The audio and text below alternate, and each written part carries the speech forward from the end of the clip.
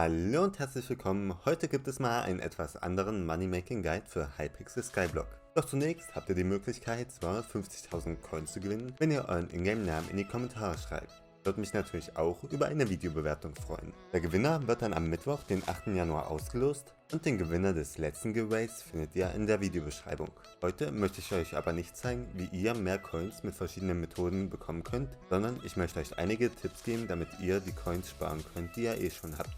Mit jedem großen Update hat das Team von Hypixel Skyblock immer mehr Money Sinks ins Spiel eingebaut, sodass die Spieler ordentlich Coins ausgeben können.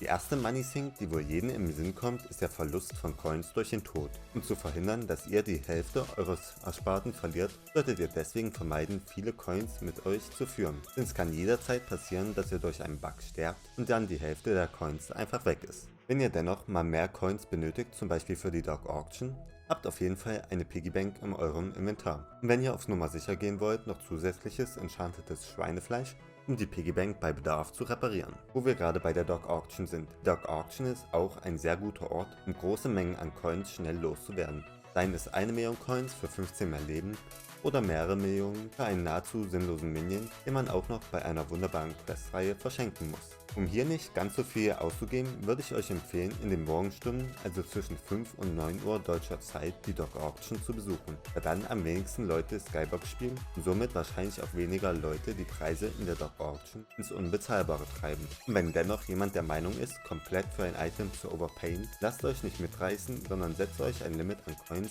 die ihr maximal für das Item ausgeben möchtet. Das gleiche gilt natürlich auch für die normale Auktion, doch dort könnt ihr in den Morgenstunden versuchen, Items günstig zu ersteigern oder ihr bietet schon am Vorabend auf Items, welche in den Morgenstunden enden. Aber nicht nur beim Bieten in der Auktion könnt ihr Coins sparen, sondern auch beim Verkaufen von Items. Denn wenn ihr ein Item einstellt, wird bei wertvollen Items automatisch ein hoher Startpreis eingestellt, was für euch die Auktionskosten stark in die Höhe treibt. Um hier aber zu sparen, könnt ihr den Startpreis so niedrig wie möglich stellen. Und wenn ihr Angst habt, dass euer Item für einen zu niedrigen Preis verkauft wird, könnt ihr auch einen Freund fragen, ob er auf euer Item bieten kann, sodass er es im schlimmsten Fall bekommt oder jemand anderes überbietet euren Freund und das Item wird so für den richtigen Preis verkauft, trotz eines niedrigen Anfangsgebots.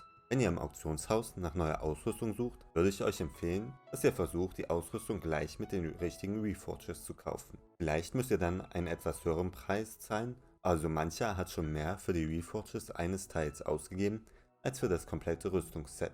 Denn es ist deutlich schmerzhafter, mit jedem Klick 5000 Coins zu vernichten, als einmal 50.000 Coins mehr zu bezahlen. Eine weitere Money Sink, die wir am Hub finden, sind die NPCs. Denn immer wenn wir Materialien bei ihnen kaufen, verschwinden die Coins aus dem Umlauf. Hier bleibt uns leider nichts großartig übrig, außer die Materialien selber zu farmen oder eure Minions die Materialien farmen zu lassen, um Coins zu sparen. Oder ihr versucht euer Glück im Auktionshaus, aber dort sind die Materialien meist noch teurer als bei den NPCs. Wenn man Slayer-Bosse macht, merkt man gar nicht sofort, wie einem langsam die Coins aus den Taschen gesaugt werden. Aber wenn man dreimal hintereinander einen Level 4 Boss fällt, für den man jedes Mal 50.000 Coins bezahlt hat, weil ein anderer freundlicher Mitspieler einem helfen wollte, überlegt man sich doch zweimal, ob man einen weiteren Slayer-Boss machen möchte. Wenn ihr Slayer-Bosse nur für die Boss-Drops grindet, wie Revenant Flash oder Wolfzähne, um verschiedene Items zu upgraden, würde ich euch empfehlen, nur Level 4 Bosse zu grinden, da ihr dort im Verhältnis zu den eingesetzten Coins mehr Loot bekommt, oder ihr kauft euch die Drops einfach im Auktionshaus und habt gar nicht den Stress mit den Slayer-Bossen grinden. Wenn ihr aber unbedingt euer Slayer-Level erhöhen wollt, aber keine Lust habt, den Level 3 Boss hunderte Male zu machen, spawnt euren Level 4 Boss am besten etwas abgelegen, dort wo keiner der genannten freundlichen Mitspieler vorbeiläuft, damit ihr den Boss in Ruhe und ungestört machen könnt. Hier bietet es sich auch wieder an, in den Morgenstunden zu grinden, da dann auch am wenigsten Leute bei den Slayer-Bossen unterwegs sind. Ihr könnt ja mal in die Kommentare schreiben, mit welchen Tricks ihr eure hart ergrindeten Coins spart. Ansonsten könnt ihr auch gerne den Kanal abonnieren, um in Zukunft noch mehr Tutorials rund um Hypixel Skyblock zu sehen. Und bis dahin wünsche ich euch noch einen wunderschönen Tag und ciao!